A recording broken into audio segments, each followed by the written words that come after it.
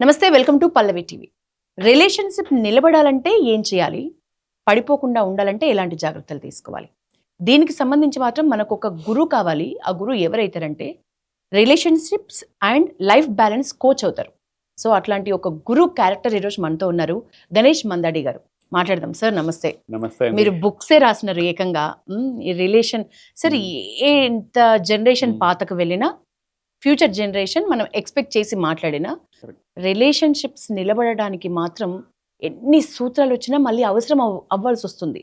నాకు first question sir, నేను అవాక్ అయిపోయినా. నిజానికి నేషనల్ క్రైమ్ బ్యూరో ఇది లెక్కల ప్రకారం ఆత్మహత్యల్లో పురుషులు 73%, స్త్రీలు 27 నుంచి 28%. అంటే ప్రతి 10 మందిలో 7 పురుషులు ఆత్మహత్య చేసుకుంటుంటే 3 మహిళలు ఆత్మహత్య చేసుకుంటున్నారు. ఇది నా థాట్ ప్రాసెస్ ని యాక్చువల్లీ రివర్స్ చూపిస్తున్నది sir.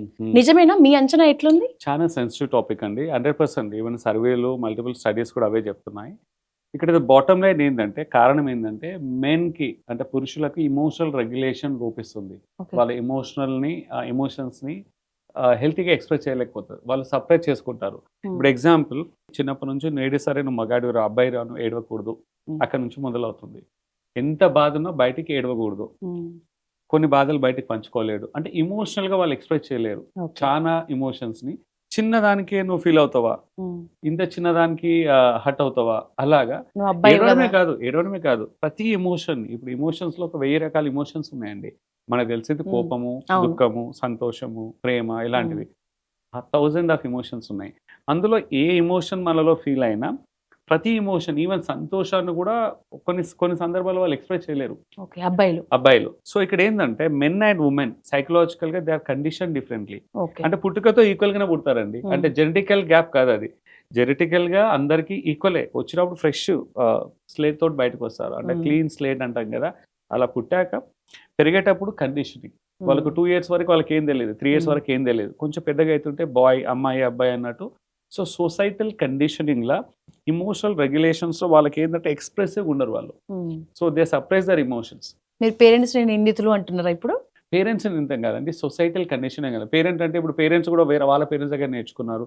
It is being transferred, ఒక తరతరాలకు వచ్చిన ఒక ట్రాన్స్ఫర్ అది. ఇప్పుడు మధ్యలో ఎవరిని కూడా బ్లేమ్ చేయలేమండి. అంటే ఎవల్యూషన్ ఇదొక, అంటే ఇది స్లోగా ఎవాల్వ్ అవుతుందండి. ఇప్పుడు చూస్తే ఒక 20 సంవత్సరాల కిందట ఇంత అవేర్నెస్ లేదు. ఇప్పుడు ఈ మధ్య కాలంలో అట్లీస్ట్ దీని గురించి మాట్లాడుకుంటున్నాం. ఒక 20 సంవత్సరాల కిందట ఇది మాట్లాడే వాళ్ళు కూడా ఉండేవాళ్ళు కాదు. అవగాహన ఒక ఏంటంటే కొంచెం నాలెడ్జ్ కానీ బయట పబ్లిక్ డొమైన్ల అవేర్నెస్ అనేది లేకుండే. ఇప్పుడు అవేర్నెస్ అనేది స్టార్ట్ అయింది. ఇప్పుడు ఏంటంటే అవేర్నెస్ ఉన్న వాళ్ళు ఏంటంటే బాధ వచ్చినప్పుడు అబ్బాయిలు కూడా ఏడవాలి, ఎక్స్ప్రెస్ చేయాలి, అంటే ఇమోషనల్ బ్యాగేజ్ని దించుకోవాలండి. ఇప్పుడు చూడండి, ఎవరైనా బాధలో ఉన్నప్పుడు అంటే ఒకరితో పంచుకున్నప్పుడు ఆ బాధ కొంచెం తగ్గుతుంది. సంతోషం కూడా పక్క వాళ్ళతో పంచుకుంటే ఆ సంతోషం రెట్టింపు అవుతుంది. ఒక చిన్న ఎగ్జాంపుల్ ఇస్తానండి. మీకు హైపోథెటికల్ గా ఒక నోబెల్ ప్రైజ్ వచ్చింది అనుకోండి. Nobel prize okay, biggest award అది. అన్నిటికంటే పద్మభూషణ్, మన దగ్గర భారతరత్న కంటే అన్ని దేశాలకు కలిసిన భారతరత్న అనుకోవచ్చు. నోబెల్ ప్రైజ్ వచ్చింది. ఒక కండిషన్, మీరేంటంటే మీకు ఆ ప్రైజ్ వచ్చిందని ఎవరు చెప్పకూడదు, బయట ఎక్స్ప్రెస్ చేయకూడదు. నోబెల్ ప్రైజ్ కావాల్సిన గోల్డ్ కావచ్చు, క్యాష్ మనీ అన్ని ఉంటాయి మీకు, బట్ మీరు ఎక్కడ కూడా బయట డిస్క్లోజ్ చేయకూడదు, ఎవరితో చెప్పకూడదు. 4 గోడల మధ్యలో మీకు అది అవార్డు ఇస్తారు, మీరు లోడ్ పెట్టుకోవాలి. లైఫ్ టైం మీరు ఎవరితో చెప్పొద్దు. ఆ నోబెల్ ప్రైజ్కి ఏమన్నా వాల్యూ ఉంటుందా మీ దృష్టిలో? మీకు ఆ సంతోషం కలిగిస్తుందా? సినిమాలో అన్ని లోపలే శృతి హాసన్ లోపలే నవ్వుతుంది, లోపలే ఏడుస్తుంది, లోపలే అన్ని కోపం కూడా లోపలే చూపిస్తుంది, బయటికి మాత్రం అట్లుంటే సరిపోతుందేమో. లేదండి, కాదు డాక్టర్. ఇప్పుడు నిజానికి సపోజ్ టు బి ఎక్స్ప్రెస్డ్ అండి. ఇప్పుడు ఏంటంటే మామూలుగా ఇప్పుడు ఏవైనా సరే అన్ని రకాలమైన పాజిటివ్ ఎమోషన్స్, నెగిటివ్ ఎమోషన్స్ బయటికి ఎక్స్ప్రెస్ చేయాలి. ఇంతకుముందు నోబెల్ ప్రైజ్ 10 మందితో మనం పంచుకోకుంటే అదొక కాగితంతో సమానం, సర్టిఫికేట్. షీల్డ్ కూడా ఒక నార్మల్ మెటల్, దానికి క్యాష్ ప్రైజ్ కూడా లేదనుకో. ఈ మధ్యకాలంలో ఇప్పుడు ఏంటంటే మెటీరియల్ వాళ్ళు నాకు డబ్బులు వస్తున్నాయి వాడుకుంటాను తీసుకున్న వాళ్ళు ఉంటారు, డబ్బులు కూడా లేదు, ఓన్లీ షీల్డ్ అండ్ సర్టిఫికేట్ ఉంది. విలువ ఇస్తారంటే ఎవరు ఇవ్వరు. ఎందుకంటే నలుగుట్లో 10 మందితో పంచుకుంటే ఒక వ్యాలిడిటీ, ఒక గుర్తింపు, ఒక ఏమంటారు, ఒక ఎమోషనల్ సాటిస్ఫాక్షన్, సంతోషం. ఏదానికైనా రికగ్నిషన్, వ్యాలిడేషన్ ఉన్న వాటికి మనం ఇమోషనల్గా కొంచెం భావోద్వేగంగా ఒక సాటిస్ఫాక్షన్, ఫుల్ఫిల్మెంట్ అనేది ఉంటుంది. So emotions are meant to be expressed and validated. ఇక్కడ బాటమ్ లైన్ ఏంటంటే వ్యాలిడేషన్, ఆ గుర్తింపు 10 మంది వ్యాలిడేట్ చేయాలి, నలుగురికి తెలుస్తేనే దాని విలువ ఉంటుంది. సక్సెస్ కానీ ఫెయిల్యూర్ కానీ. ఇప్పుడు ఫెయిల్యూర్ వచ్చినప్పుడు బయట చెప్పుకోవడానికి జంకుతారండి బాగా. ఫీల్ అవుతారు బాగా, ఎందుకంటే చులకన అవుతాం, తెలియకూడదు. తనకున్న వీక్నెసెస్ కావచ్చు, ఫెయిల్యూర్స్ కావచ్చు, సెట్ బ్యాక్స్ కావచ్చు, ఛాలెంజెస్ కావచ్చు, నలుగురితో పంచుకోలేరు. కానీ అచీవ్మెంట్స్ మాత్రం నలుగురితో పంచుకోవాలి. సో అలాగే ఫెయిల్యూర్స్ టైంలో 10 మందితో పంచుకోలేరు, కానీ నా అనుకున్న వాళ్ళతో, క్లోజ్గా ఉన్న వాళ్ళతో షేర్ చేసుకున్నప్పుడు ఇమోషనల్ సపోర్ట్, ఇమోషనల్ వ్యాలిడేషన్ కావాలి. 10 మందితో అవసరం లేదు, ఒకరిద్దరితో ట్రస్టెడ్ పర్సన్తో కావాలి. కానీ సంతోషం మాత్రం ఎంతమందికి పంచుకుంటే అంత సంతోషం చాలా మందికి తెలుస్తుంది. సో ఇమోషనల్ ఎక్స్ప్రెషన్స్ అనేది ఇట్స్ ఏ పార్ట్ ఆఫ్ మన ఒక లైఫ్ సర్వైవల్ ఇన్స్టింక్ట్స్ అండి. మన ఇమోషన్స్ మనం ఎక్స్ప్రెస్ చేయాలి.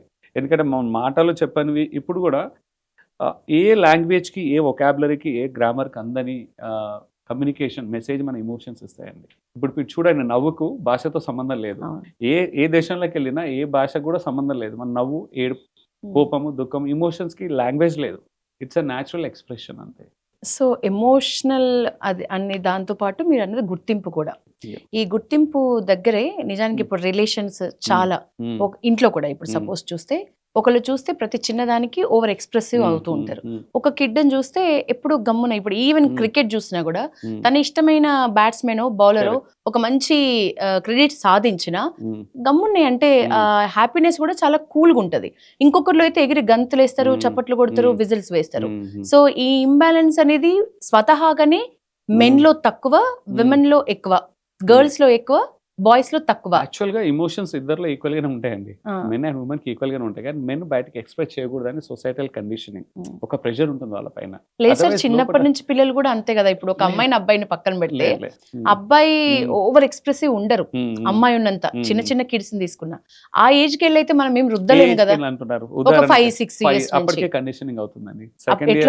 సెకండ్ ఇయర్ నుంచే ఏమవుతుందంటే, అంటే వాళ్ళు ఏంటంటే వాళ్ళ పియర్ గ్రూప్ కావచ్చు, అందరు కాదు, ఆ పియర్ గ్రూప్ ఉంటారు కదా, 5 years కల్లా 2 years నుంచి వాళ్ళకు స్నేహితులు ఏర్పడతారు. అందులో ఒకరిద్దరు చాలు వాళ్ళకి ఇన్ఫ్లుయెన్స్ చేయడానికి. మనం కూడా వాళ్ళకి పరోక్షంగా చెప్తుంటాం. వాళ్ళకి ఏంటంటే కొంచెం ఇప్పుడు అంతే ఎందుకండి, పేరెంటింగ్ లో కూడా చిన్నప్పటి నుంచే పాపని, అమ్మాయిని ఒక రకంగా, అబ్బాయిని ఒక రకంగా పెంపకం. ఇప్పుడు ఫ్రీగా వదిలేస్తారు అబ్బాయిని, అమ్మాయిని ఫ్రీగా వదిలేరు చిన్నప్పటి నుంచే. అంటే it's survival and safety instincts అండి. అంటే కరెక్ట్ అనలేము, కాదనలేము. It's all about emotional safety కోరము అండ్ సైకలాజికల్ సేఫ్టీ కోరము. అంటే భయాలు ఉంటాయి కొన్ని, అమ్మాయిని వదిలేస్తే మళ్ళీ రిస్క్ ఉంటుంది, ఛాన్స్, అబ్బాయి అంటే ఎలా అయినా పర్లేదు అని ఒక ఆ ఇన్సెక్యూరిటీ ఫీలింగ్స్ అనేవి తక్కువ ఉంటాయి. సో మన దగ్గర సెక్యూరిటీ కన్సర్న్స్ లేనప్పుడు ఇద్దరిని సమానంగా ట్రీట్ చేయాలి. ఇప్పుడు అలాగే సెక్యూరిటీ కన్సర్న్స్ ఉన్నాయి. ఇప్పుడు చాలా మంది పొలిటికల్ స్టేట్మెంట్స్ కూడా అవుతాయి, 8 తర్వాత అమ్మాయిలు బయట తిరగకూడదని. తప్పు అది. కాకపోతే అక్కడ మొత్తం క్రైమ్ ఉంది. ఇప్పుడు ఎగ్జాంపుల్ క్రైమ్ ఏరియా ఉంది, సెక్యూరిటీ లేవు. అలాంటప్పుడు prevention is better than cure. ఇప్పుడు నేను ఒక 11 కంట్రీస్కి జాబ్ చేశానండి. I worked in 11 countries. Papua New Guinea అని ఆస్ట్రేలియన్ కాంటినెంట్ ఒక కంట్రీ ఉంది. మాకు స్టాండర్డ్ ఇన్స్ట్రక్షన్స్ అక్కడ, మీరు ఈవినింగ్ 7 తర్వాత హోటల్ బయటికి వెళ్ళకూడదు. క్రౌన్ ప్లాజా అని 5 star హోటల్, బిగ్ హోటల్ అది. ఓకే, పోర్ట్ మొసబే అని క్యాపిటల్ సిటీ. 2007 అది, 2007 సమ్వేర్ జూన్ అనుకుంటున్నాను తెలిసి. ఆ టైంలో $20 కోరము బయటికి వెళ్తే స్ట్రేంజర్స్ కనుకుంటే $20 చంపేస్తారు, షూట్ చేస్తారు, లేకుంటే గొంతు వేసుకేస్తారు, డబ్బులు లాగేసుకుంటారు. అక్కడ $20 కున్న వాల్యూ $10 కూడా ఒక మనిషి ప్రాణాన్ని తీసేస్తారు. సో మాకు స్ట్రిక్ట్ ఇన్స్ట్రక్షన్స్. మేము ఒక ఐటీ కంపెనీలో నేను ఒక ఎగ్జిక్యూటివ్ వెళ్ళాను అక్కడ కన్సల్టెంట్గా. సో 7 తర్వాత బయటికి వెళ్ళొద్దు, you have to confine with in this. ఇక్కడ జెండర్ది ఏం లేదండి. ఇక్కడ ఎగ్జాంపుల్ ఇక్కడ తీయండి, ఇక్కడ survival instinct same thing applies ఇక్కడ. సో ఇక్కడ ఏమవుతుందంటే అప్పుడప్పుడు మనం ఏంటంటే ఒక జెండర్ కలర్ అద్దడము, ఒక రిలీజన్, ఒక ఫెయిత్ అవన్నీ అద్దుతుంటాం. బట్ అది పక్కన పెట్టేసి సేఫ్టీ కన్సర్న్స్ లేకుంటే అందరికీ ఇండిపెండెంట్ అండ్ ఫ్రీడమ్ ఉండాలండి. మనం ఆ సేఫ్టీ సెక్యూర్డ్ ఎన్విరాన్మెంట్ క్రియేట్ చేయడంలో ఉండాలి. పొలిటికల్ ఇంటెన్షన్స్ కావచ్చు, సొసైటల్ గోల్స్ కానీ అవన్నీ పక్కన పెడదాం. That's a very broad area, will not get into. Coming to the relationship ఏంటంటే, రిలేషన్షిప్లో men and women are differently condition చిన్నప్పటి నుంచి. ఇంకొకటి ఏంటంటే సెల్ మెమరీ కూడా ఉంటుందండి. అదేంటంటే అమ్మ కడుపులో ఉన్నప్పటి నుంచే కొన్ని ప్రీ ఇన్స్టాల్ సైకలాజికల్ ప్యాటర్న్స్ అనేవి కూడా వాళ్ళకి ట్రాన్స్ఫర్ అవుతుంది. అబ్బాయికి అమ్మాయికి స్లైట్గా అక్కడ నుంచి చేంజెస్ అనేది వస్తుంది. మనం మహాభారతంలో కూడా చూసాము, అభిమన్యుడు కడుపులో ఉన్నప్పుడే తన చక్రవ్యూహంలో ఎలా వెళ్ళాలని తెలిసిపోయింది. And there is a neuroscience back. ఇప్పుడు చూడండి, ఎవరైతే మదర్ కన్సీవింగ్ టైంలో తను పీస్ఫుల్గా, కంఫర్టబుల్గా, మంచి జాలీగా స్పెండ్ చేస్తున్న పిల్లలు మంచి హెల్తీగా పుడతారు. ఎవరైతే స్ట్రెస్ఫుల్గా ఉంటారో, క్రానిక్ స్ట్రెస్లో, యాంగ్జైటీలు ఉన్న వాళ్ళకు పిల్లలకి ADHDలు కావచ్చు, మెంటల్ డిజార్డర్, కాగ్నిటివ్గా కొంచెం డిస్టర్బెన్స్ వస్తున్నారు. This is science, it is not a philosophy. Okay, even psychology అదే చెప్తుంది, న్యూరో సైన్స్ అదే చెప్తుంది. It has been proven. ఇక్కడ ఏంటంటే అమ్మ కడుపులో ఉన్నప్పటి నుంచే పిల్లలు కండిషనింగ్ అనేది అవుతారు. అంటే సాఫ్ట్వేర్ అనేది అక్కడ నుంచే డెవలప్ అయ్యింది.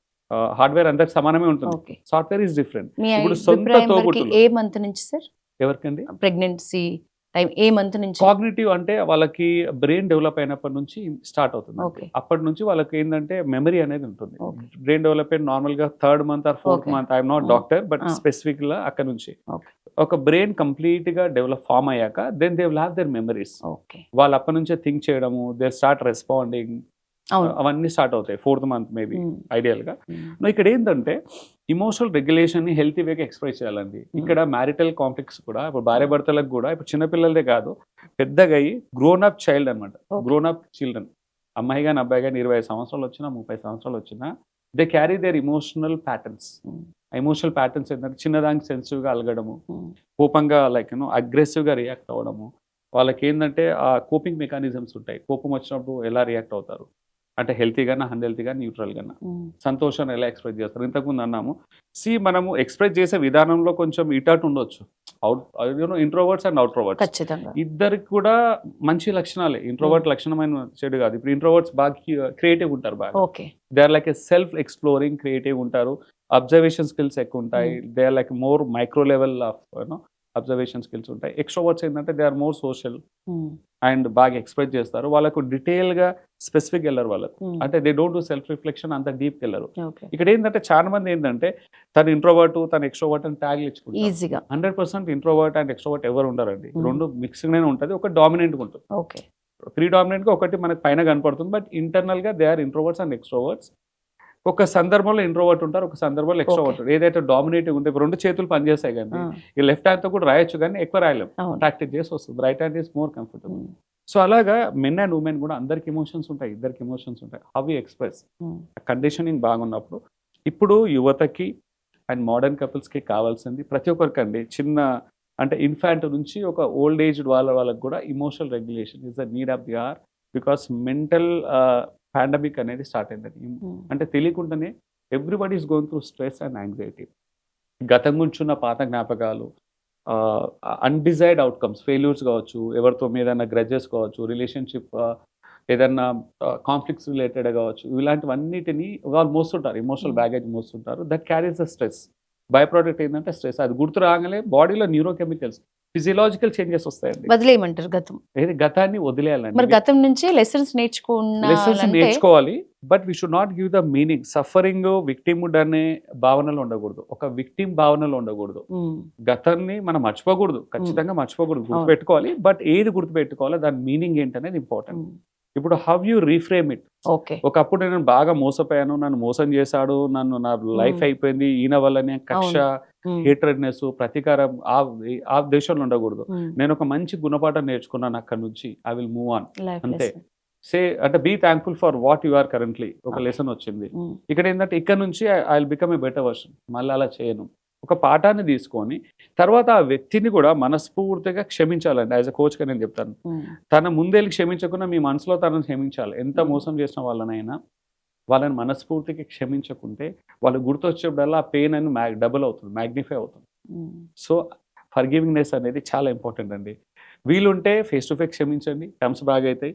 లేదు చేయకూడని నేరం చేశాడు, చాలా పెద్ద డ్యామేజ్, Mm. వాళ్ళని ఫేస్ టు ఫేస్ క్షమించకుండా ప్రత్యక్షంగా మనసులో మాత్రం క్షమించుకొని దాన్ని తగ్గించుకోవాలి baggage. We have to move forward. అది మనకు మంచిది. మనకు మంచిది, ఎందుకంటే మన హెల్త్ భావోద్వేగంగా అంటే న్యూరోకెమికల్స్ అండి, బాడీలో తెలియకుండానే కార్టిసాల్ లెవెల్స్, స్ట్రెస్ హార్మోన్స్ బాగా రిలీజ్ అవుతుంటాయి. Mm. క్షమించినప్పుడు తేలిక అయిపోతాయి. మన ఫోకస్, ఏకాగ్రత, హెల్త్ ఫిజియలాజికల్గా కొంచెం మనం బెటర్గా ఉంటాం, మెంటల్ హెల్త్ బాగుంటుంది. Mm. ఒకదానికొకటి అని ముడిపడి ఉంటుంది. మన ఫోకస్ కెరీర్ మీద పెట్టవచ్చు, focus parenting, self care, health మీద, అన్నిటి మీద కొంచెం మనకు టైం అండ్ క్లారిటీ ఉంటుంది. లేదంటే will get stuck there. Mm. So emotional intelligence అంటే అండి, వాళ్ళ ఎమోషన్స్ని వాళ్ళు అర్థం చేసుకోగలగాలి. దే షుడ్ ఐడెంటిఫై నాకు వచ్చే Okay. ఎమోషన్స్ ఏంటి, ఇమోషనల్ ఎంప్టీనెస్ ఉండకుండా. అంత పాజ్ ఇచ్చుకోగలమా సార్ మనము ఆ సైకిల్లో ఉన్నప్పుడు? ఇప్పుడు నేనే ఎమోషనల్గా ఫీల్ అవుతున్నా, నేనే స్ట్రెస్లో ఉన్నా, లేకపోతే నేను అనుకున్నది ఏదో నాకు కాలేదు, నేను ఆ బాధలో ఉన్నా, అంత పాజ్ ఇచ్చి నేను ఎట్లా ఆలోచిస్తున్నా అనేది నన్ను నేను రీసైకిల్ చేసుకునే అంత పాజ్ ఇచ్చుకోవడం సాధ్యమా? అంత పాస్ అంటండి మనకు గంటలు రోజులు పడవండి. Just even like 30 seconds. Even actually psychology ఒకటి చెప్తుందండి, స్టడీ ఏం చెప్తుంది అంటే, డీప్ స్టడీస్ ఏం చెప్తున్నాయి, ఒక మనిషికి అతి ఆవేశం వచ్చినప్పుడు, బాగా కోపం వచ్చేటప్పుడు 90 seconds గ్యాప్ ఉంటుంది మైండ్కి అగ్రెసివ్గా రియాక్ట్ అవ్వడానికి. అంటే ప్రాసెస్ చేస్తాడు, ఎలా రియాక్ట్ అవ్వాలి, ఏం చేయాలా, ఏంటి అది ఇది అని చెప్పేసి 90 సెకండ్స్ టైం ఉంటుంది. ఆ 90 సెకండ్స్ని మనం ఉపయోగించుకోవాలి, రీఫ్రేమింగ్ చేసుకోవాలి. అక్కడ కోపాన్ని ఎక్స్ప్రెస్ చేయాలండి, కోపాన్ని ఖచ్చితంగా ఎక్స్ప్రెస్ చేయాలి, బట్ హెల్తీ వేగా ఎక్స్ప్రెస్ చేయాలి. కోపం ఫస్ట్ ఆఫ్ ఆల్ కోపం ఎందుకు వస్తుంది తెలుసుకోవాలండి మనం. ఎందుకు వస్తుంది కోపము? నాకు నచ్చినట్టు ఎదుటి వాళ్ళు బిహేవ్ చేయను, నాకు అనుకున్న రిజల్ట్స్ రావట్లేదు, నా ఎక్స్పెక్టేషన్స్ మీట్ అవ్వట్లేదు. ఒక ఎగ్జాంపుల్ ఇక్కడ మాట్లాడుకుందాం సార్. రీసెంట్ గా ఒక క్రైమ్ జరిగింది. ఉమ్, ఆ అబ్బాయి యవన్ అనే ఉమ్, అబ్బాయిని ఉమ్, ఆ ఎవరైతే అమ్మాయిని లవ్ చేస్తున్నాడో ఉమ్, ఆ అమ్మాయి బంధువులు వచ్చి బావ అన్న వాళ్ళ ఉమ్, రిలేషన్స్ అందరూ వచ్చి ఉమ్, నడి రోడ్డు మీద వాళ్ళు ఉన్న గల్లీలో 17 సార్లు కత్తితో పొడిచి చంపిండ్రు ఉమ్, ఉమ్, యవన్ని. ఉమ్, ఆ అమ్మాయి అబ్బాయి ఇంత ముందు మాట్లాడుకున్న కాల్ రికార్డ్ కూడా వచ్చింది. ఆ అబ్బాయి ఆల్రెడీ అందులో ఆ అమ్మాయి ఉమ్, ఆల్రెడీ అందులో హింట్ ఇచ్చింది, మా బావ మన ఇద్దరిని వదిలిపెట్టను అంటున్నాడు ఉమ్, అని. సో ఇక్కడ ఎవరి మైండ్ సెట్స్ ఏంటి ఇప్పుడు ఉమ్, తెలుసుకుని ఉమ్, ఆ విషయం ముందు అవగాహన ఉన్నా ఉమ్, ఈ పిల్లోడు ఇంత అజాగ్రత్తగా వాళ్ళు రాగానే మాట్లాడడానికి వెళ్ళటం తప్ప, ఉమ్. లేకపోతే నిజానికి వచ్చిన వాళ్ళందరి మైండ్ సెట్స్ మీరు ఎట్లా డిఫైన్ చేస్తారు? ఇవి చాలా ఎక్స్ట్రీమ్ కేసెస్ అండి, డెఫినెట్లీ ఉమ్. చాలా ట్రాజెటిక్, డీప్ గా ఎక్స్ట్రీమ్ కేసెస్. ఇక్కడ ఏంటంటే ఒక మాబ్ ఉమ్. నలుగురు కలిసి వెళ్ళారు కదా, అవును. ఇక్కడ ఏంటంటే సోషల్ కన్ఫార్మిటీ, నలుగురు కలిసి ఒక గ్రూప్ డెసిషన్ లో, అందులో నలుగురిలో ఒకరు బాగా ఎక్స్ట్రీమ్ క్రైమ్ ఇంటెన్సిటీ ఉన్న మైండ్ సెట్ ఉన్న వాళ్ళు ఒక్కలే ఒక్కరు ఉంటే ఉంటారు. ఈ can spoil the entire team, అందరినీ యాక్టివేట్ చేస్తారు. అక్కడ ఏమవుతుందంటే నలుగురు కూడా వాళ్ళు తను చెప్పిందే వింటారు. ఉమ్. సో ఇక్కడ మిగతా ముగ్గురు మంచోళ్ళే అక్కడ సైకలాజికల్ గా, ఉమ్. కానీ ఒక్కరు మాత్రం ఇన్ఫ్లుయెన్స్ చేస్తారు. అందుకే మాబ్ లో ఉమ్. ఒక్క చాలండి. ఇప్పుడు Hmm. ఏంటంటే 1 rotten Apple can spoil the entire basket అంటారు. ఒక పెద్ద బాస్కెట్ లో 20 యాపిల్స్ లో ఒకటి రాటన్, Hmm. మనము కుమిలిపోయిందో కుళ్ళిపోయిందో పెట్టేస్తే మిగతావన్నీ కూడా స్పాయిల్ అవుతాయి. This has a power.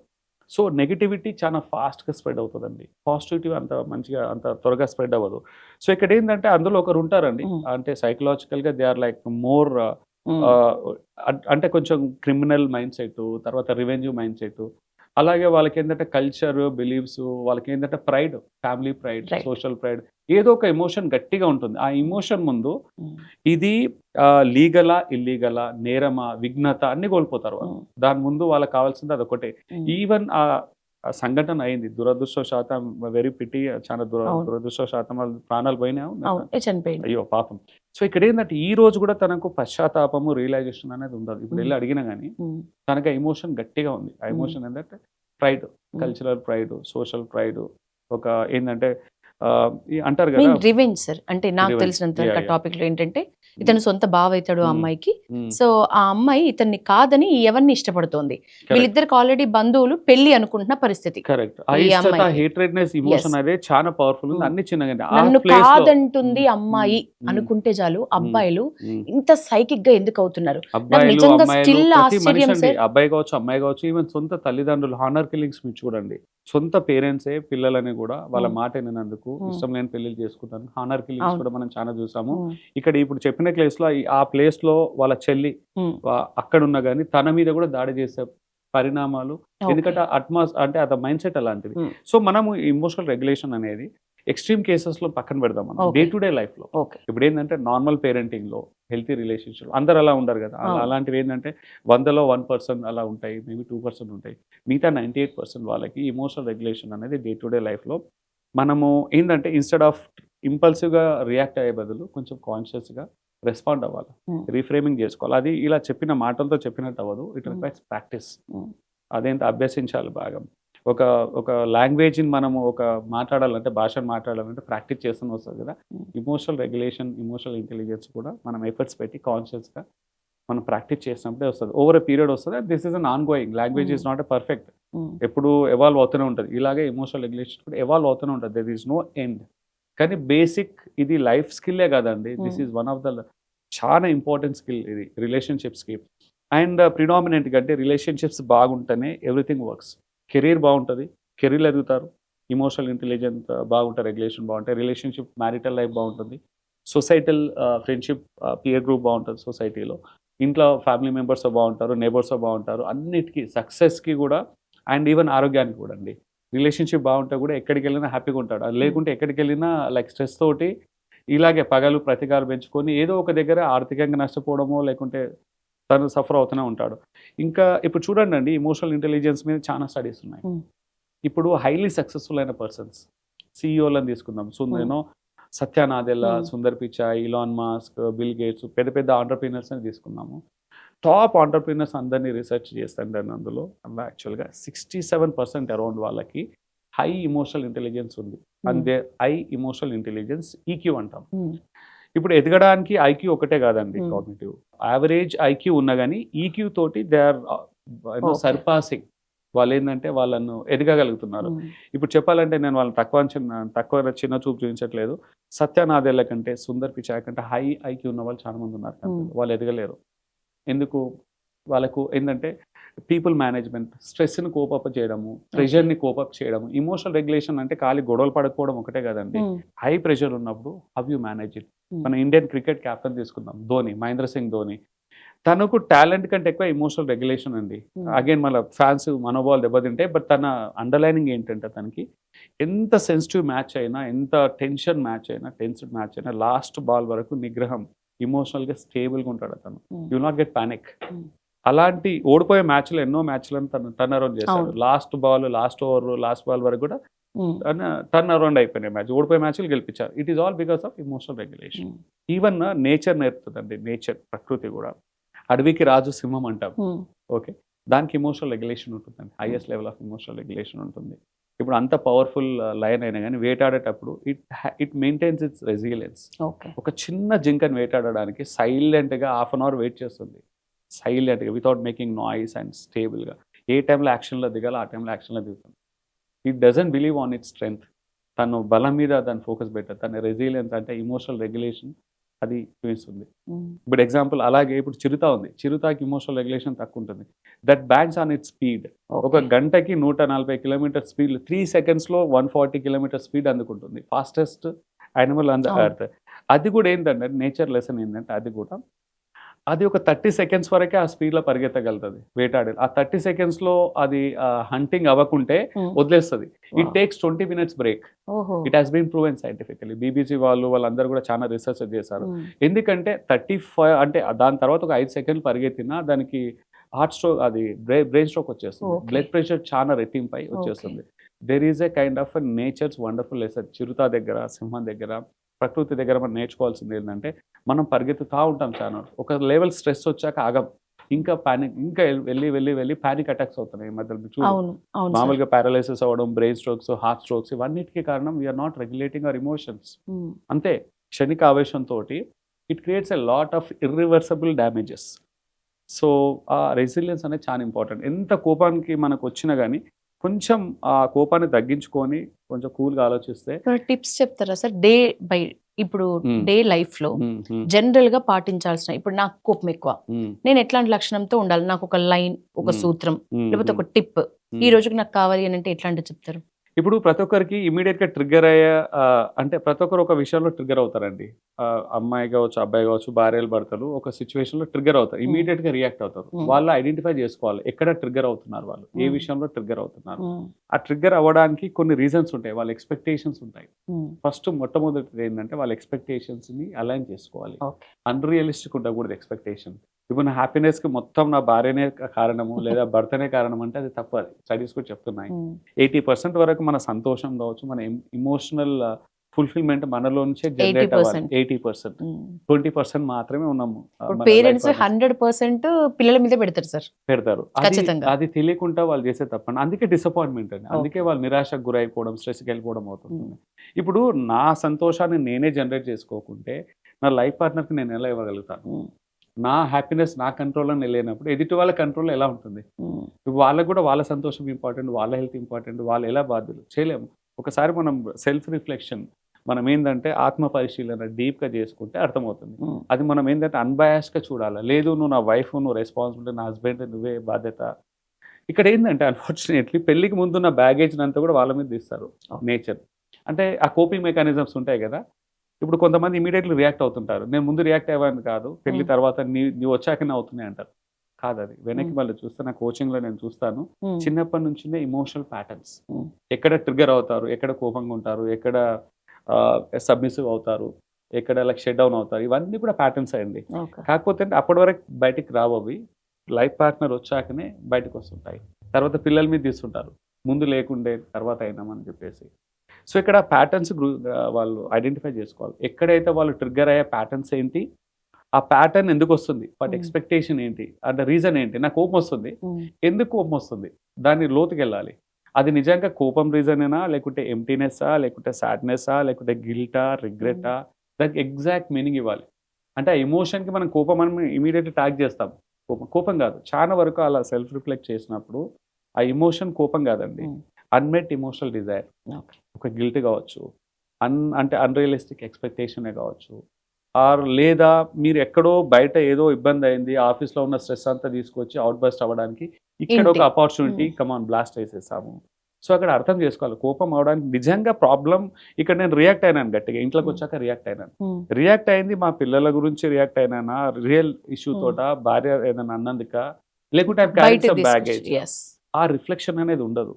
ఇక్కడ ఏమవుతుంది, అన్ని పక్కన వెళ్ళిపోయి ఇక్కడే సీన్ అవుతుంది. చిన్న విషయాలకు పెద్ద ఎక్స్ప్లోజన్ అవుతుంది చూసారు రియాక్షన్. అవును. అక్కడ ప్రాబ్లం అది కాదు, పాస్ట్ బ్యాగేజ్, Mm. ఆఫీస్ వే కావచ్చు, లేదా ఆ వ్యక్తితోటి ఇంతకుముందు ఉన్న బ్యాగేజ్, Mm. ఎప్పటి నుంచో అంచి వేసుకుంది ఒక ట్రిగర్ అనమాట, ఒక Okay. పాయింట్ ఎట్లా రావాలి. కంట్రోల్ చేయాలి సార్ దాన్ని? దీని ఏం లేదండి, యాక్చువల్గా ఎక్స్ప్రెస్ చేయాలండి, హెల్తీ వేకి ఎక్స్ప్రెస్ చేయాలి ఓకే. అంతే. అంటే ఇప్పుడు మనము ఇప్పుడు ఏం చేస్తారు, కోపం వచ్చినప్పుడు ఏం చేస్తారంటే వస్తువులు ఎత్తేయడం, అవును. గట్టిగా పగలగొట్టడం. మాట్లాడడం, దుర్భాషలు ఆడడం, అవును. Verbal abuse, Mm. Physical abuse, ఒకసారి కొడతారు కూడా అవును. వాళ్ళని, వాళ్ళు సెల్ఫ్ హార్మ్ కూడా చేసుకుంటారు, కొట్టుకుంటారు, గోడ కొట్టుకోవడం, Mm. ఇవన్నీ కూడా డిస్ట్రక్టివ్ అన్హెల్తీ కోపింగ్ మెకానిజమ్స్. అక్కడ ఏంటంటే కోపాన్ని ఎక్స్ప్రెస్ చేయడం అనేది చాలా important. Things are not going the way I wish, నేను అనుకున్నట్టు అవ్వట్లేదు అనేది ఎదుటి వాళ్ళకి తెలియాలి. హావభావాలతో చెప్పొచ్చు, ఫేషియల్ ఎక్స్ప్రెషన్స్ మార్చొచ్చు, టోనాలిటీ మార్చొచ్చు, అది కూడా కోపాన్ని ఎక్స్ప్రెస్ చేస్తున్నట్టే. అంతే తప్ప హై ఇంటెన్సిటీతో చిన్నప్పటి నుంచి ఉన్న ప్యాటర్న్స్ ఉన్నాయి కదా, కొంచెం ఏంటంటే అగ్రెషన్, ఆ అగ్రెషన్లో కాకుండా కొంచెం సాఫ్ట్గా ఎమోషనల్ ఎక్స్ప్రెషన్తో చెప్పొచ్చు.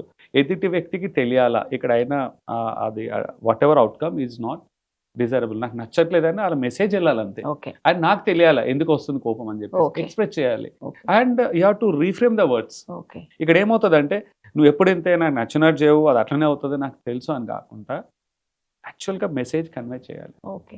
నువ్వు నాకు చేస్తుంటే నేను కొంచెం అలసిపోయి వచ్చాను బయట, నాకు కొంచెం చేస్తే బాగుండేది, రిలాక్సింగ్ ఉండేది, అంతే. రీఫ్రేమింగ్, అదే పదాన్ని రీఫ్రేమ్ చేయాలి.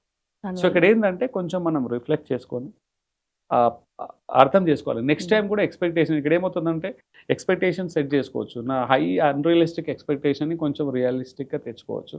ఒక్కొక్కసారి ఎలాంటి ఎక్స్పెక్టేషన్స్ కూడా ఉండవు, జీరో ఎక్స్పెక్టేషన్, అక్కడ కూడా వైరాగ్యం, ఎంప్టీనెస్ వస్తుంది. నన్నేం పట్టించుకోవట్లేరు, నాకు అసలు ఎవరు చూడట్లేదు, చేయట్లేదు అని చెప్పి. So no expectation and high expectation రెండు మంచిది కాదు. ఓకే. బ్యాలెన్సింగ్ అనేది చాలా ఇంపార్టెంట్, రియలిస్టిక్ అని. అప్పుడప్పుడు కొంచెం ప్లస్ మైనస్ అవుతుంది, అనుకున్నట్టు ఎప్పుడు మనకు ఉండదు. వెళ్ళదు. Mm. ఇప్పుడు మన హార్ట్ బీట్ కూడా అండి స్ట్రేట్గా ఫ్లాట్గా ఉంటే డాక్టర్ ఐఎమ్ సారీ అంటాడు, it has to go up and down, పైకి కిందికి వస్తుంది, but there is an upper limit and lower limit. ఎప్పుడైతే అప్పర్ లిమిట్ దాటిందనుకో హై బీపీ అంటాం, లేదా కిందికి వెళ్తే low BP, that's kind of limits ఉంటాయి, అప్పుడే హెల్తీ ఉంటుంది. లైఫ్లో కూడా అప్స్ అండ్ డౌన్స్ ఉంటాయి, ఎమోషనల్గా రోలర్ కోస్టర్ ఉంటాయి, హ్యాపీనెస్ అనేది కూడా కన్సిస్టెంట్గా ఉండదు, it goes ups and downs. A mood కూడా పర్మనెంట్ కాదండి, అప్స్ అండ్ డౌన్స్ ఉంటాయి. ఈ రియాలిటీ చెక్ రావాలి. And this is an art అండి, ఎమోషనల్ ఇంటెలిజెన్స్ అనేది ఒక ఇట్స్ అ లైఫ్ స్కిల్. కొన్ని బుక్స్ ఉన్నాయి, చాలా సముద్రం లాంటి సబ్జెక్ట్, అది ప్రాక్టీస్ చేస్తుంటే స్లోగా అది అభ్యసిస్తే స్లోగా ఒక స్విమ్మింగ్ లాంటిదండి. థియరీ క్లాసెస్ వచ్చేది కాదు, అది ప్రాక్టికల్. నీళ్ళలో దిగి మనం ఈత కొడితేనే ఈత నేర్చుకుంటాం. 100 థియరీ క్లాసులు తీసుకున్నా ఏం అసలు ఉపయోగం ఉండదు. అలాగే ఎమోషనల్ ఇంటెలిజెన్స్ కూడా ప్రాక్టికాలిటీలో అప్లై చేస్తాయి. మీ అబ్జర్వేషన్ లో ధోని ఏం చదివి మరి అంత నిగ్రహంగా ఉండగలుగుతున్నాడు సార్? అది ఏం చదవలేడండి, it is about his upbringing.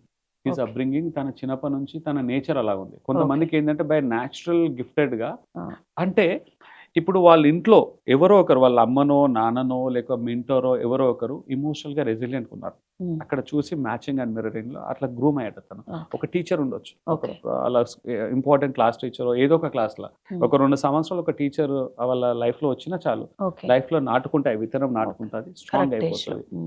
So ఇప్పుడు ప్రతి ఒక్కరి లైఫ్లో ఎవరో ఒకరు ఉంటారండి, ఏదో ఒక స్టేజ్లో వాళ్ళు మార్పు తీసుకొస్తారు. వాళ్ళు మంచి అవ్వడానికి, డిస్ట్రక్టివ్ అవ్వడానికి, చెడవడానికి, అన్నిటికీ కూడా రీజన్స్ ఉంటాయి. ఓకే. సో ఇక్కడ ఈవెన్ ధోని వాళ్ళ సిబ్లింగ్, వాళ్ళకు తమ్ముడు ఉన్నారా అక్క చెల్లెలు ఉన్నారో తెలియదు, వాళ్ళు కూడా సేమ్ ఉండరు, ఓకే. డెఫినెట్లీ వేరుగానే ఉంటారు. ఎందుకంటే వాళ్ళ పేరెంట్స్ ఏమున్నా కానీ ఇన్ఫ్లుయెన్స్ వేరే ఉంటుంది. సో వాళ్ళ ఫ్రెండ్స్ ఇన్ఫ్లుయెన్స్ కావచ్చు, టీచర్ ఇన్ఫ్లుయెన్స్ కావచ్చు, పిఏ గ్రూప్ ఇన్ఫ్లుయెన్స్ కావచ్చు, వాళ్ళు లైఫ్లో నేర్చుకున్నవి. సో ఒకప్పుడు ఏంటంటే ఎమోషనల్ రెగ్యులేషన్ అనేది న్యాచురల్ గిఫ్ట్, ఒక ప్రాసెస్ అయ్యేదండి. ఉమ్మడి కుటుంబంలో జాయింట్ ఫ్యామిలీస్లో ఏంటంటే అందరూని ఒకరి బాధ ఒకరు పంచుకోవడము, వినడము, కూర్చోవడము అన్ని పెంచుకోవడం ఏంటంటే ఆ రెగ్యులేషన్ వచ్చేది. ఎక్కడ రెస్పెక్ట్ ఇవ్వాలి, ఎక్కడ రెస్పెక్ట్ ఇవ్వకూడదు, ఎక్కడ తగ్గాలి, ఎక్కడ నెగ్గాలి, ఇలాంటివన్నీ అప్పుడు నేర్పించేవాళ్ళు. తెలియకుండానే వచ్చేవి అవన్నీ. ఎవరైనా అరిస్తే ఎందుకు అరుస్తున్నావురా, పెద్దవాళ్ళకు రెస్పెక్ట్ ఇవ్వాలి, కొంచెం శాంతించు, నీళ్ళు తాగు, కోపం వచ్చిన వాళ్ళకి నీళ్ళు తాగి కొంచెం ఆపు. It's an empathy support. ఇప్పుడు చెప్పు నీ ప్రాబ్లం ఏంటి, అడిగే వాళ్ళు ఉండేవాళ్ళు. కోపాన్ని ఆపేయడమే కాదు, నీ ప్రాబ్లం ఏంటి అని చెప్తే చాలు, అంటే వాళ్ళు ఓపెన్ అప్ అయిపోయేవాళ్ళు. సో ఇక్కడ ఏంటంటే తెలియకుండా నరిష్మెంట్ అనేది, ఇమోషనల్ రెగ్యులేషన్ అప్పట్లో ఉండేది. ఇప్పుడు ఎక్స్టెండెడ్ ఫ్యామిలీ, జాయింట్ ఫ్యామిలీస్ లేవు. న్యూక్లియస్ ఫ్యామిలీస్ ఇద్దరే ఉంటారు. వాళ్ళు కూడా ఇంటికి వచ్చాక కూడా they are busy with their own work from home, connects లేదా సోషల్ మీడియా ఫీల్డ్లో కావచ్చు. క్వాలిటీ టైం గంటలు పక్క పక్కనే ఉన్నా they are unable to connect emotionally. So ఇమోషనల్గా కనెక్ట్ అవ్వాలంటే క్వాలిటీ టైం స్పెండ్ చేయాలి. ఇట్స్ నాట్ అబౌట్ కమ్యూనికేషన్ అండి. ఇప్పుడు మాట్లాడే మాటలే కాదు, మన ఇమోషన్స్తో కూడా కనెక్ట్ అవ్వాలి. Emotion speaks louder than words and it motivates better than any motivation అండి. So action speaks louder than words అన్నట్టు emotion speaks louder than actions. So ఆ ఎమోషన్స్ మనం అర్థం చేసుకో. ఎదుటి వ్యక్తి అంటే సెన్సిటివ్ టాపిక్స్ మాట్లాడేటప్పుడు వాళ్ళ మాటలను కాదు వినాల్సింది, వాళ్ళ ఎమోషన్స్ కూడా క్యాచ్ చేయాలి, మ్యాచ్ అండ్ మిరర్ చేయాలి. ఎంపథెటిక్గా, సింపథెటిక్గా వాళ్ళతో కనెక్ట్ అవ్వాలి. వాళ్ళ ఎమోషన్స్ని మనం కూడా ఫీల్ అవ్వాలి. వాళ్ళ ఎమోషన్స్ మనం కూడా వెళ్ళి మనము అంటే వాళ్ళ షూస్లో ఉండి అర్థం చేసుకుంటే కనెక్షన్ అనేది డీపర్గా ఉంటుంది. వాళ్ళ బాధను మర్చిపోతారు. వాళ్ళకి ఏదైనా ప్రాబ్లం ఉన్నా ప్రాబ్లం పక్కన పెడతారు. ఇప్పుడు చూడండి ఎగ్జాంపుల్, యాజ్ అ రిలేషన్షిప్ కోచ్గా నేను చూస్తుంటాను, వైఫ్ హస్బెండ్ మధ్యలో గొడవలు చాలా ఉంటాయి కదా, పర్టికులర్గా ఫిమేల్స్ భార్యలకు ఉన్న కంప్లైంట్స్లో అవుట్ ఆఫ్ 10 టాపిక్స్ 10 ప్రాబ్లమ్స్ తీసుకుంటే అందులో 6 to 7 ప్రాబ్లమ్స్కి సొల్యూషన్ అవసరం లేదండి. They don't need any solution. బయట షాపింగ్లో లేకుంటే ఏదైనా మెటీరియల్గా అవసరం లేదు. They just need emotional validation. అవును అని వాళ్ళకి ఎంపతి అండ్ ఇమోషనల్ వ్యాలిడేషన్ ఉంటే వాళ్ళకి సొల్యూషన్స్ అవసరం లేదు. And they are not material related goals కావచ్చు, డిజైర్స్ కాదు. ఓన్లీ 30% అరౌండ్ 10లో ఒక 3-4 వరకు మ్యాక్స్ వాళ్ళకి ఏంటంటే రియల్ సొల్యూషన్స్ కావాలి. బయట ఏమైనా వసూలు ఇప్పించడమో లేకుంటే real solution, material solution, logical solutions కావాలి. మిగతావన్నీ కూడా ఎమోషనల్ వ్యాలిడేషనే. ఇప్పుడు మీరు చూడండి ఎక్కడైనా రిలేషన్ అనేది మ్యాటర్స్ అ బిగ్. కెరియర్లో ఎవరైతే అందరితో ఇంటర్పర్సనల్ స్కిల్స్ బాగుంటే వాళ్ళకి సపోర్ట్ బాగుంటుంది, ప్రమోషన్ వాళ్ళకే ముందు వస్తుంది. ఇప్పుడు టాలెంట్ ఉంది, యాటిట్యూడ్ బాగాలేని వాళ్ళకు రాదు, because they don't manage their emotions. అందరితో కలుపుకొని వెళ్ళలేరు, రియాక్ట్ ఉంటారు బాగా. సో ఎవరైతే నార్మల్ పర్ఫార్మెన్స్ ఉండి అందరితో కలుపుకొని తీసుకెళ్ళే వాళ్ళకే లీడర్షిప్ రోల్స్ ఉంటాయి కార్పొరేట్లో. పొలిటికల్ కెరీర్లో కూడా అంతే అండి. ఇప్పుడు మీరు చూడండి పాలిటిక్స్లో కూడా జనాలతో కనెక్ట్ అయ్యే వాళ్ళకి ఫ్యూచర్ ఉంది. మీరు చూడండి ఎక్కడైనా అంతే. సొసైటీలో కూడా నలుగురిలో ఎవరైతే బాగా మాట్లాడుతారో, ఎదుటి వాళ్ళ బాధను అర్థం చేసుకుంటారో వాళ్ళతో చాలా గడపడానికి, ఫ్రెండ్లీగా ఉండడానికి, అలాంటి వాళ్ళతో గడపడానికి ఇష్టపడతారు. మామూలుగా మన భావాలని రెస్పెక్ట్ చేయకపోవడం, లైక్ లాజికల్గా సప్రెసివ్గా ఉంచే వాళ్ళని ఎవరైనా దూరం పెడతారు. సో ఇక్కడ ఏంటంటే సోషల్గా ఎమోషనల్ రెగ్యులేషన్ లేకుంటే సోషల్గా నష్టపోతారు, కెరియర్ పరంగా నష్టం ఉంటుంది, ఫిజియలాజికల్గా నష్టం ఉంటుంది, రిలేషన్షిప్ మీద ఇంపాక్ట్ ఉంటుంది, ఓవరాల్గా అన్నిట్లలో కొంచెం డిప్రైవేషన్ ఉంటుందండి. So emotional intelligence is the need of the hour. చిన్నప్పటి నుంచి పిల్లలకు అది ఒక life skill, one of the life skill. నన్ను అడిగితే యాక్చువల్గా స్కూల్లో సిలబస్లో కూడా ఇవ్వాలండి. They have to introduce the subject on emotional intelligence, one of the important life skills. ఇప్పుడు మనము మామూలు పిల్లలకండి 15 నుంచి 16 సంవత్సరాలు మ్యాథమెటిక్స్, సైన్స్ ఇది అది నేర్పిస్తుంటాం. 6th ఇయర్ నుంచి 21st ఇయర్ వరకు ఆల్మోస్ట్ గ్రాడ్యుయేషన్ వరకు చదువులు జస్ట్ ఫర్ బ్రెడ్ విన్నింగ్, ఒక జాబ్ రావడానికి, జస్ట్ ఫర్ జాబ్ రావడానికి, బ్రతకడానికి, రిలేషన్షిప్కి, ఎంటైర్ లైఫ్లో ఉండడానికి లైఫ్ స్కిల్స్ చాలా ఉన్నాయి. అందులో emotional intelligence is one of the important. దాని గురించి ఎక్కడ ఎవరు మాట్లాడరు లైఫ్ స్కిల్స్ గురించి. ఇప్పుడు ఏ క్లాసెస్ అని పెట్టినారు కానీ ఇప్పుడు ఆ 15-16 ఇయర్స్లో ఉన్న సబ్జెక్టులన్నీ కూడా ఇప్పుడు అన్ని ఇర్రిలవెంట్ అయినాయి. ఒకప్పుడు డాక్టర్, ఇంజనీర్ అన్నిటి కూడా ఇప్పుడు ఏది గ్యారంటీ లేదు. ఏఐ వచ్చింది, ఇప్పుడు టెక్నాలజికల్ డిస్ట్రప్షన్లు వచ్చినప్పుడు అన్నిటికీ కూడా జీపీటీస్, ఏఐలు వచ్చేసాక ఉనికి పోయిందండి. ఇప్పుడు ఒకప్పుడు క్యాల్సీ అవసరం పడలేదు, ఇప్పుడు అన్నిటి అవసరం పడట్లేదు. ఇప్పుడు బ్రెయిన్ అవసరం కూడా తగ్గుతూ ఉందండి. ఈ మధ్యలో లాస్ట్ 3 yearsలోనే అండి, అంటే పర్టికులర్ స్టూడెంట్స్లో అండ్ కార్పొరేట్ ఎగ్జిక్యూటివ్స్లో వాళ్ళ బ్రెయిన్ ఫంక్షనింగ్ పవర్ తగ్గుతూ ఉందండి. కొన్ని సెల్స్, న్యూరల్ పాత్వేస్ ఉంటాయి సెల్స్, అవన్నీ కొంచెం ఏంటంటే తగ్గిపోతూ ఉన్నాయి. అంటే మనం వాడని న్యూరో కనెక్షన్స్ అన్ని డెడ్ అవుతాయండి, డెడ్ సెల్స్ అవుతుంటాయి. అంటే మన మెమరీ తగ్గుతూ ఉంటుంది, వాడని వాటిని వదిలేసుకుంటుంది బ్రెయిన్లో న్యూరల్ పాత్వేస్ని. బ్రెయిన్ స్కానింగ్లో it is clearly evident. Okay. AI ఎక్కువ వాడిన వాళ్ళకు natural processing and memory power అనేది తగ్గుతూ తగ్గుతుంది. ఉంది. ఓకే సార్, So- మీరు ఒక లైఫ్ బ్యాలెన్స్ గురువుగా మీరు ఇప్పటివరకు మర్చిపోలేని లేకపోతే మీకే ఒక షాక్ లాగా మిమ్మల్ని ఆశ్చర్యపరిచిన ఒక కేసు అంటే ఏంటి? కొంచెం డీటెయిల్ గా చెప్పండి ఆ కేసు. ఇది ఉన్నాయండి, చాలా ఉన్నాయి. But again I respect my clients confidentiality and other things. ఇక్కడ ఏంటంటే మనిషికి రియలైజేషన్ అనేది ట్రాన్స్ఫర్మేషన్ అండి. ఒక చిన్న realization, it could be 5 seconds, it could be ఒక 1 ఇన్సిడెంట్ కావచ్చు, లైఫ్ని మొత్తం ట్రాన్స్ఫర్మేటివ్గా చేంజ్ చేస్తుంది. ఒక చిన్న ఇన్సిడెంటే అప్పటి వరకు వాళ్ళు ఒక హూవలో, ఒక డెల్యూషన్లో, ఒక అజంప్షన్లో ఉన్న వాళ్ళు కూడా కంప్లీట్లీ ట్రాన్స్ఫార్మ్ అవుతారు. ఇక్కడ ఏమవుతుందంటే చాలా మంది రిలేషన్షిప్ని గ్రాంటెడ్గా తీసుకున్న కేసెస్ చాలా చూసాను నేను. కంప్లీట్ గ్రాంటెడ్గా తీసుకున్న కేసెస్ అంటే ఇప్పుడు భార్య ఎమోషన్స్ని నెగ్లెక్ట్ చేయకుండా గ్రాంటెడ్గా తీసుకోవడం. She is like more caring, అంత త్యాగం చేసి ఎంత చేసినా గ్రాంటెడ్గా తీసుకున్నాను. ఎక్కడ వెళ్తుందిలే, తను అక్కడే ఉంటుంది, ఓకే తను అలాగే ఉంటుంది, ఎప్పుడు నస ఎమోషనల్గా వ్యాలిడేషన్ అది ఇది అంటారు. బంధం ఉన్నంత వరకు ఎవరు తెలియదు.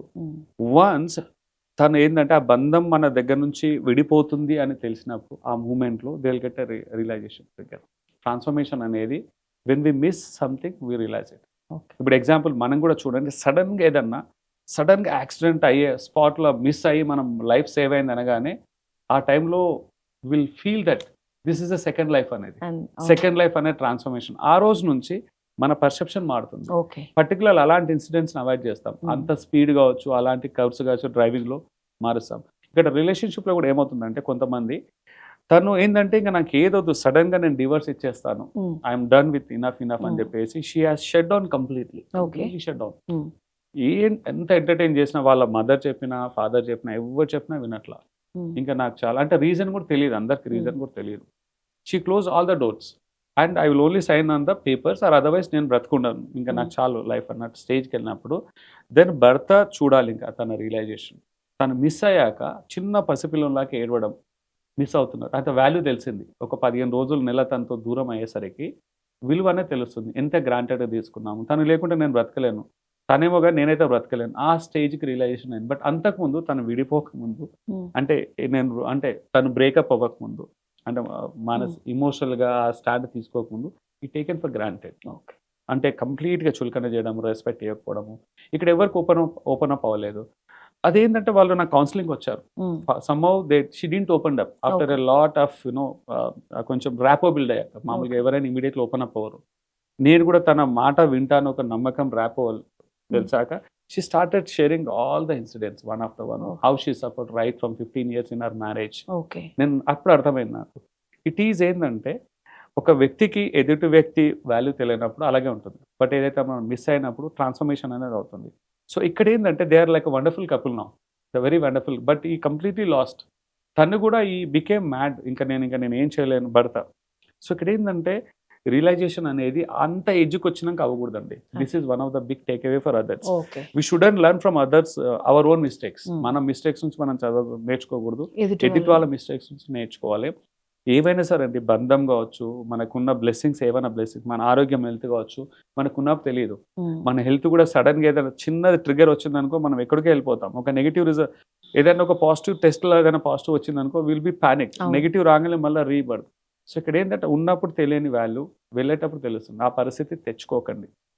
That's what I feel it.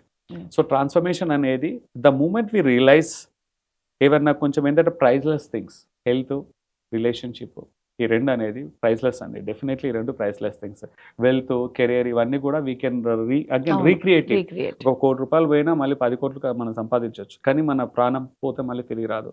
కొన్ని రిలేషన్షిప్ బంధాలు పోయినాక మళ్ళీ తిరిగి రావు. ఈవెన్ ఎంటర్ వేరే బంధంలో ఎంటర్ అయినా ఈ బంధాన్ని రిప్లేస్ చేయలేవు. ఆ జ్ఞాపకాలు అవన్నీ కూడా చాలా ఎవరు పూర్తి చేయలేరు వాటిని. సో ఏంటంటే మనం వాటికి ఉన్నప్పుడు ప్రైస్లెస్ థింగ్స్ ఏవైనా, టైం కూడా అంతే అండి, దాంట్లో అది కూడా యాడ్ అవుతుంది టైం. చాలా మంది we take it for granted టైంని. నేను ఏదో 1000 సంవత్సరాలు బ్రతకడానికి వచ్చినట్టు జీవిస్తుంటాం, మనం లైట్గా తీసుకుంటాం. హెల్త్ని మనం డైట్ కావచ్చు, కొంచెం ఫిజికల్ యాక్టివిటీ కావచ్చు, we take it for granted.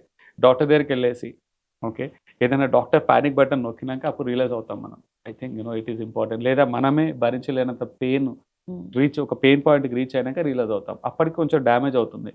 So priceless థింగ్స్లో ఒక టైం అండి, టైంని మనం చేయకూడదు. హెల్త్ కావచ్చు, రిలేషన్షిప్ కావచ్చు, మనం ఎంత అవేర్నెస్ అండ్ రియలైజేషన్ ఉంటే లైఫ్ని మనం అంత ఫుల్ఫిల్లింగ్గా హ్యాపీగా ముందుకు తీసుకెళ్ళచ్చు. Yes thank you sir, thank you so much. చాలా వాల్యుబుల్ టిప్స్ చెప్పినారు. Thank you. థ్యాంక్ యూ అండి.